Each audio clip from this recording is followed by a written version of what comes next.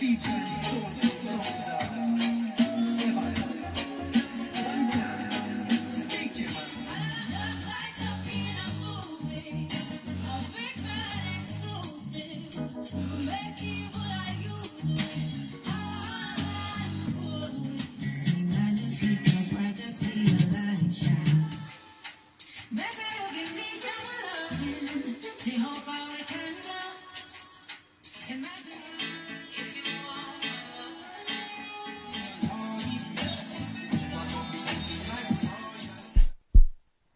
Yes, people, we're here with the legendary Sevana, and that's right, she is legendary to me, okay?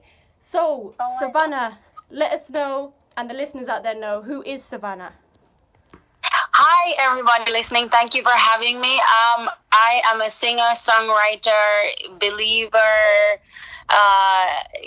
doing the best, Black woman, doing my best and striving to be as useful as I can in my art, which is music. For me, it means everything to me. It's tied into my purpose in a huge way. And so, here I am talking about it now. Yes. I don't know. You know what, Sevana, I don't know if you remember, but I've seen you and Protégé in Birmingham. I came backstage with you. Yeah. It's a good while ago now in Birmingham. And I remember you performed, and I was like, wow. And then now you've got your album and everything. How is your musical journey? How has it all began? Tell us. Oh, my goodness. Where did it begin? It began, I think, when I was 16 and I entered this national competition with two other girls, like 15 and a half, actually, with two other girls.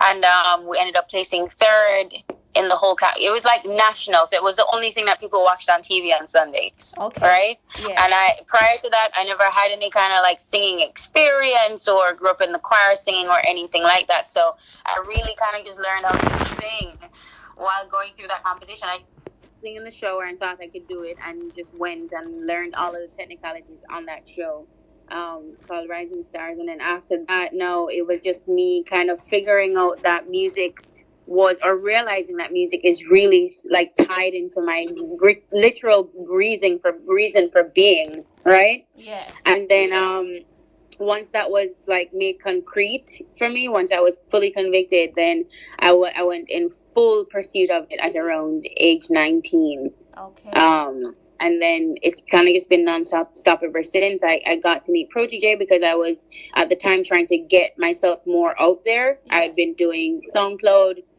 recordings and also putting up videos on YouTube and going around to different stages in Kingston to do the jam sessions. And I saw that he was holding an open audition call for openers on his show live from Kingston. So sent in my SoundCloud recording, and he ended up hearing it, loved it, and was just like, yeah, come on the show, Wow. And since then, no, he reached out to me on Twitter, and then that's how we ended up having a meeting, and that's when we started working. So yeah. Because Protégé don't just take anybody, does he? He really thinks about who he's gonna work with and so on. I mean, I would hope he does. I hope he does, because he can't just take up anybody for mentor still, because it's a wicked world out there. For real. But yeah, I do think that he thought about it, and we had many conversations as to what my vision was for my music, and just how I really felt, us working together, what that would look like, and very grateful for his mentorship and support over all these years. Wow, bless up for him every time. So for sure, you're on this another journey of this great album. Tell everybody about this great album and what it's called. Right, so this album EP, 6 songs, but everybody calls it album, and it's, whatever, we'll call it album. It's a 6-song project, right? Okay. That means, it means everything to me. I know I've said that before, but just in general music, but especially this project, just because I did everything I wanted to on it sonically, right? Yeah. I didn't try to make one song more this or less that, or the overall sound of the album of more this or less that. I kind of just write music and make music, and however it came out, I nurtured it and developed it into to the end to see it through to the end to the best of what it was or how it started out, you know? Yeah. From the lyrics to what sounds were added to the mixing and the mastering, and also on the visual side of things, for the video, for the artwork on the EP cover, for everything that you will see, how I will dress myself this year. All of it I've thought about, and it, you know, just helps me to deliver the message. But the EP Be Somebody is really about daring to be myself, Yeah. as a dark-skinned Black woman in this world, and do my art in the way that I imagine it, in spite of being told otherwise, in spite of being guided to do other things. So it's just me being resilient and standing in who I am, and owning that, and celebrating all the sides of me, you know. The first song on PB Somebody is literally talking about leveling up and daring to be somebody and daring to be better and greater in spite of all of the problems that are levying against me. You know, life hard, right? Life hard. Yeah. And if you're anything like me, which I feel like everybody is living a similar experience right now, especially with the pandemic, we just have different trials and tribulations that are coming our way, right? For real. And that is literally talking about me leveling up, being greater, doing more, and getting towards getting close to my goals, even in spite of that. Okay. The second song, Phone Up, and that was produced by Charlie and Benji, actually, out of London. So I did that song last year for summer. Okay. You can stop me at any time, but I can literally just keep talking. That's so good, man. I'm happy. Keep going. Okay, cool. So the second song, Phone a Friend, is about just letting go of toxic friendships, people who are dismissive of your feelings, are not supportive, and just it doesn't really align with who you are, the things that they try to do. They're keeping up facades. Yeah. They're, you know, not being truthful, XYZ. So that song is just encouraging a fake friend to go phone a friend, to find somebody else to be in their corner, because, you know, it's not something that I'm not somebody who exactly I can't be a friend anymore, you know. For real. The third song is called Mango, and if you know me, you know, so I love a Julie Mango. Yeah. Love Julie Mango, right? Yeah. And I kind of wanted to write a song that compares the joy and excitement of Julie Mangoes to the joy and excitement that you feel when you meet somebody new. Yeah. Right? Okay. And that's really what Mango is about. It's just a fun, feel-good song. It's out right now. The video's out right now on YouTube, and it's doing really, really well. I'm really grateful for the support on it so far. And that was produced by myself and JLL. The second song, Phone a Friend, was produced by myself and J Vibe. The fourth song, Blessed, was produced by Izzy. Izzy, are you kidding me? Yeah. Yeah, and that was just like me celebrating the fact that I'm blessed, declaring that I'm blessed, you know, kind of just giving thanks to God, Jesus, and just saying how I've just really leaned on God throughout this whole journey, and that I am grateful, you know, which I've never done before. I've never done a song that was highlighting my faith in any way. Okay. And that's partially to the fact that I wasn't always a believer, you know. Okay. This is a relationship that I have been nurturing for, you know, going on 4 years now, and I've been made better in every way because of it. And yeah, so the fifth song, which was the first single off of the EP, If You Only Knew, is a love song to my people, Black people. And just, you know, I guess a song noting that the expanse of our love is immeasurable, and kind of just celebrating that, you know. We've been displaced so far and wide, and yet we still manage to be in support and are still, you know, in resilient support of each other, and moving forward. And then the final song, Set Me on Fire, is really about overcoming. Well, you know what? It was talking about at the time, because I wrote that song 4 years ago, you know. Okay. Set Me on Fire. Wow. Yeah. And it really is just me at the end of that relationship, which was an abusive one. I just wrote about the pain and just the deception and manipulation that I went through. And I wanted to include it on the EP just because I feel as though when I listen to myself and how in pain I was, right? Yeah. And kind of seeing where I am now, how far I've grown, it makes me feel incredibly empowered and emboldened just even in my journey. So I wanted to kind of end the EP with that to kind of signify that, you know, I've moved on from that, but then also to acknowledge that you can go through it and move on. Okay. You know, for anybody else who's out there that's suffering, because I know that a lot of women and men will be able to relate. Yeah. And also, I love that song. I think it's really well written. I think did a really good job at the writing for it, and then the composition as far as the violin. I love that song. But yeah, so and that was produced by myself, JLL. Who started the initial production on it was Paris and Protege. So it's a bunch of us. Just because it's a 4-year-old song at this point, but yeah, that's the whole EP. Every one of the songs are kind of describing or, you know, recalling a feeling or an emotion or a time. I was at a time in my life, you know, a point in my life. Yeah, and yeah. I find it interesting as well. The album cover. It's a very unique album cover. Tell us a little different how that came about and why you chose to do it like that as well. Absolutely, I'm delighted to tell you. So I was on set shooting the EP cover in February of this year. My brother was there, and you know, at one point we're just like when I say we, I mean me and the photographer, Yoram Savian. It was just like, you know, hold my hair up, right? Because I just wanted to kind of get an idea of how it looked, and then when I saw the image, it struck me as depicting, for me, because this is what the EP cover means, right? Yeah. For me, the hands depict, which is really the message I got immediately once I saw the image in the session that we're taking the photos. It means, for me, the hands are signifying everybody who has had anything to say in contradiction or in opposition or in objection to who I am as a person, right? But me still being me still striving to be my best self, still striving to express all of who I am.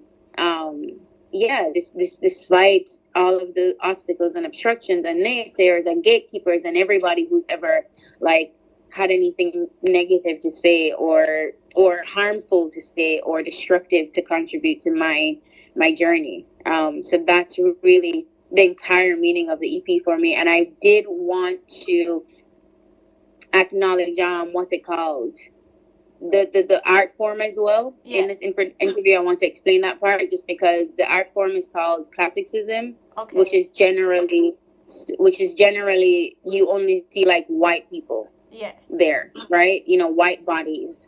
It's oversaturated with that space, and I've just found that everything that I do as a dark-skinned Black woman, I say dark-skinned just because, like, anywhere I go in the world, you see me and you know I'm Black. You know what I mean? And the main reason for that is because I'm dark-skinned.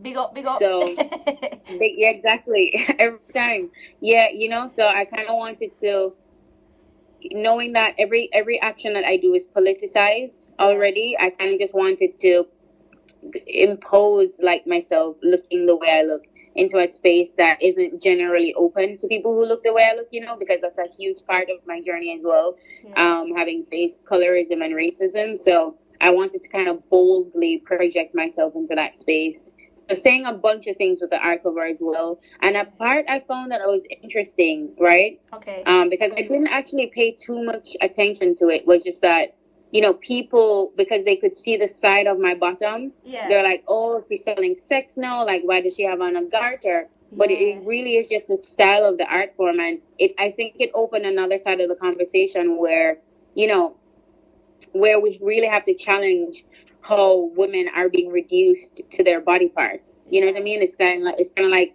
if you're able to see too much of her leg, automatically it means that she values less. Which is a really destructive and diminishing way to view human beings. And I feel like, you know, if that is your perspective on it, then you are also actively diminishing yourself. You know, so I think that was another side of the conversation, which I didn't actually really pay too much attention to and didn't think that would be that big of an uproar, but people had a lot to say. Oh, she's selling her body now, and oh, like, why she's not like the other dancehall girls. I don't understand this cover. But give thanks to everybody who has been willing to listen to me explain it, and I don't have any problems with somebody disagreeing. And then also thankful for everybody who agrees and is able to see the vision. But ultimately, I will be doing me, Yeah. and that's the essence of the Be Somebody EP. Wow, you can only be you. Exactly. For real. Exactly. So, Yeah. So, with that said, and we've spoke a lot about you being a black woman. Yes. First of all, what's your thoughts? I know you must have seen the Black Lives Matter movement. How has it affected you? Sure. And I suppose, would you be able to share a story out there? Because there's lots of people who listen to my show who are black people, and maybe inspire them or tell them that you can still make it to the next level. Is there something you could say on that particular topic for us?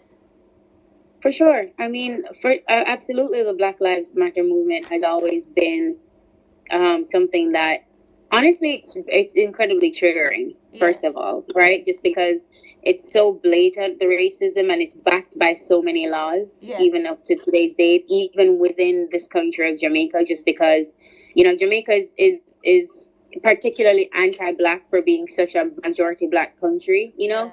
And I do feel in a lot of ways that value and desirability and success is assigned according to your proximity to whiteness, right?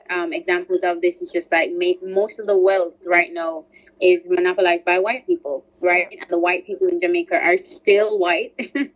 They haven't taken any black partners. Also the restriction of how you can wear your hair being in a black country. Oh, it needs to be brushed and it needs to be this. And it needs to be the European standard of what is acceptable for how a black person is supposed to look, right? And then just most recently too, there's a case where a young girl was a child, right? Was told that she cannot wear her locks to school, right? Dreadlocks are so ingrained and deeply a part of black culture and black tradition, and it's just ridiculous and insane that we still are having this kind of a back and forth as if there is any other way other than just allowing black people to be black in a black country, so in every way I faced it, I've been told everything from, oh, you shouldn't wear this color on stage because it's not flattering for your skin color, to, you're going to struggle to break in the music industry because you're dark skinned, there's just different countless ways, just even in my personal life, even within my own family. But it just has never stopped me. I'll also traveling and looking the way I look. I've been refused admission into certain places, and just been treated in a very other way, like very disrespectfully, very just like, oh, your presence isn't welcome here kind of a thing. So it's something I've always felt, and something I've always had to deal with. Me showing up as a dark-skinned black woman in this country, something I've always had to deal with since I was a little girl. So any movement that would be in support of, especially the Black Lives Matter movement, if seeing as that in support of black lives and us being equal, but not even equal as far as like there being some sort of a pretty speech that's said about it, but it actually being backed by law, right? Where it says that you cannot make it harder for a dark-skinned person or a black person to make it to achieve a goal, or to buy a house, or to get into this college, right? Or you can't just go into the inner city and kick in the door of somebody who's poor and dark skinned and kill them just because.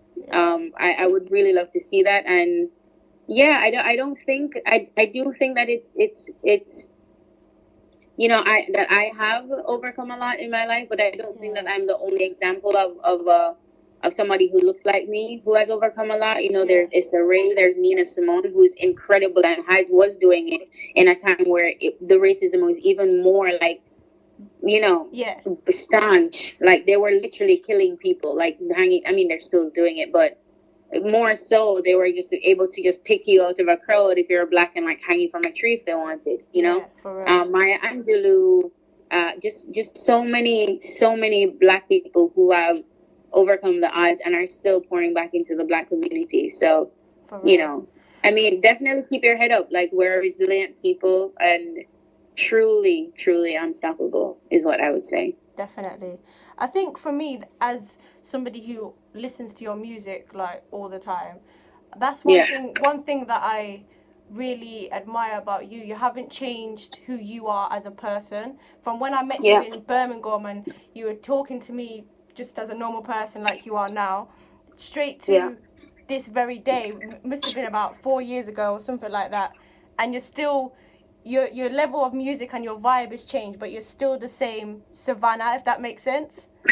Yeah, for sure. Yeah. I think you only continue to evolve around the core of who you are. You know what I mean? It would be very strange if I was a completely different person. You know, Yeah. I've definitely matured and grown into my confidence in a lot of ways, but also the core of who I am, just being incredibly driven and motivated and resilient is the same for sure. Yeah. Definitely. Yeah. And so, what is it like working with Protege, Lila Ike, the whole crew? Because you guys did a great compilation, which was on the rock and groove rhythm, which I completely Yeah. loved. How did that all come about? Well, how did it come about? I think Project J was just like making me hear the beat, and then at one point I remember me, him, and Leela driving to country, and we were playing the beat, and then I just started to write the song in the car, and then he was just like, "Yo, you know, I want to make it an all female effort, you know, waiting a bear woman fit up on the rhythm here," and we were just like, "Yeah, that's dope. That's a dope idea. I think Yeah. that, you know, Kat-a-lyst should be on it." And yo, man, we threw some names out there. And I really, that's how it started, really. You know, Wow. everybody got the beat, and then it just so ended up that we all ended up. It just ended up that we all gelled organically. So it's not something that's put on and pretends. We just generally all love each other at this point, and see each other as sisters, and just work in support of each other. So I don't know. It just one of them something that will just happen organically and just end up work out in every way. Yeah. Working with Leela and Protege is a blessing, challenging in many ways because, you know, many big personalities. Yeah. And it's just like a learning lesson every day. You Yeah, know, it's for real. really is like a family. Just imagine that you and your siblings and your parents are like, you know, in a room and you're trying to figure out working together. So definitely Yeah. all of all of the trials that you would have within a family we have. But I think the key thing for us is that we remain open with our Yeah. communication. You know, so I've always talked about how I felt, and I feel like that has gone a long way to kind of keep the bond together For real. with all of us. Well, you can really see that as well. You know, Yeah. even when you guys featured in Royalty, the song that Protege's done, it's like, Yeah. you know, you're featured in it, but it's like you're all there together, just chilling out, and it's just come about kind of thing. Yeah. For real. Yeah. So I'm happy that the vibe is shown like it that. is definitely is showing. So, you know, you've done lots of different performances like Boomtown, Reggae Girl, Ratatam, so many. Was there a time for you where you thought this is it? This is it for my music? No.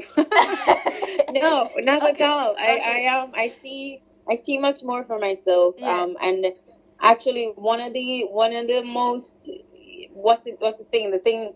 One of the things I feel most proud about right now is this EP, just because I did it exactly how I wanted to do it. So Yeah. I feel like even this EP is like a step to the next step. You know, I don't think that there will ever be a cap. You know, especially as a Black woman. Again, like there's so many arenas that we have not been let into. You know, Yeah. so there's just the limits are non-existent. I feel like I could end up anywhere. Yeah. I could end up anywhere doing anything, become the first Black woman to do something, just because like that's where we are in the world, you know? Yeah, for real. Well, you know what? I hope it just keeps on continuing, because I think your levels, you're rising your levels up completely. So you should go all the way, man. Definitely. Oh, absolutely. I'm rooting so for you. much. You're so supportive. Anytime. So, who are your inspirations, either from way back when to now, either in life, music? Who is inspiring you? Honestly, two main women who have been inspiring my whole life and just how I do things right now, who Yeah. are Maya Angelou and Nina Simone. Yeah. Nina Simone, just because like she looked how she looked and was performing to like wide crowds, and then also the messages were so political and provocative and unapologetic. Yeah. So I adore her. She's a huge inspiration for me. I think she's fascinating, right? For real. And just a never-ending fire. Even though she's gone, like she is just so happy, so grateful to know of her existence, just because she was something else, man. Yeah. God. For real. But and then also Maya Angelou, just because she's overcome so much. Her writing is beautiful. I'm just really into Black women who are unapologetic and just are going after their goals all at all costs, but doing it with integrity and being useful and helping to break down doors as well. I love women like that. For real. You definitely hit the nail on the head, as they say. So what would you? I'm gonna say what would you like to achieve, but I suppose it's gonna be limitless, isn't it, for what you want to achieve? Yeah, exactly. Yeah, exactly. For real. So let's just kick off some like quick questions. What's your favorite color? Red. Oh, same as me. What? Good. Yeah, man. Good. So I love red. Apart, obviously, we know you do singing. What do you like to do outside of singing? I like to meditate, dance, hang out with my friends, eat, cook, clean. Woo! I love cleaning. Cleaning is very therapeutic for me. Okay. So whether it is like washing clothes with my hands or like cleaning up my apartment, like wiping the floors, I love doing that. What else? Board games. Love board games. Dominoes. Yes. Yeah. Okay. Yeah. Okay. Yeah, man. So when you come to the UK next, I'm gonna bring some dominoes. Oh, absolutely. Are you going to play? Yeah. Why not? I'm gonna beat you. I'm just telling you from now. I'm gonna win. Okay. Yeah. And your favorite animal? Cats. Oh, I love cats. Oh, like DJKAT, yeah? Yes. That's mad. I didn't even realize. Yeah, but like DJKAT for sure, absolutely. For real. So, if there's a message you could say to young people out there, what would you like to say to them at this present time? What I would say to young people right now is, you know who you are, right? There will be a lot of people in your life who will try to project their expectations of you or how they think you should be on you. Resist that completely. If you are good at something, if you have a gift and you're naturally good at something, that is usually an indicator to where you're supposed to go. That's supposed to help kind of direct your path, right? That's an indicator of your purpose. Yeah. So hold on to that and dig into that. Cultivate good friendships. You're going to need it in your life. Yeah. When you fall on face, when you end up not having enough money, when you end up like drowning in self-doubt, you're going to need people who are good to you, good for you, to pour into you so that you can find your way back and develop some sort of a connection with God. I would say that's been the most life-saving thing for me. So I'd encourage that. Practice mindfulness and don't be too uptight. Let go, have fun. Yeah. Swim naked in the sea, and fall in love with people and celebrate your existence and make sure that it's useful. For real, definitely. Yeah. So, as you're here and we love your album, would you mind singing a little something for us? Whatever you want to do. Okay, sure, yeah. I'll sing If You Only Knew just because it just came to mind. Okay. I don't know if I can even sing it, honestly. It might be too high. Okay, so here we go. If you only know, oh, babe. If you only know, oh, babe. You only know, how far I'd go for you. Something special about this time, like we hit a vibe, a story, one of a kind. Yeah, if you only knew. Yes. I don't know why I sang it in that order, but there you go. No worries. You know what? It's been a pleasure speaking with you. And you know what? I Yeah. hope that your journey continues. I'm rooting for you. I've been a Thank fan you. for a I good appreciate time. that. Anytime. And I just hope that, you know, you're already on the wave to success. So keep going, sis, for real. I will. Thank you so much, DJ Kat. I hope you have a wonderful day. Thank you for your support and thank you for having me on your program. Anytime. You're always welcome. And of course, people go and support Savannah and her new, shall I say EP album? What do you prefer? EP album, I don't care. Go Support it though. Go yeah. search it and support it. Definitely.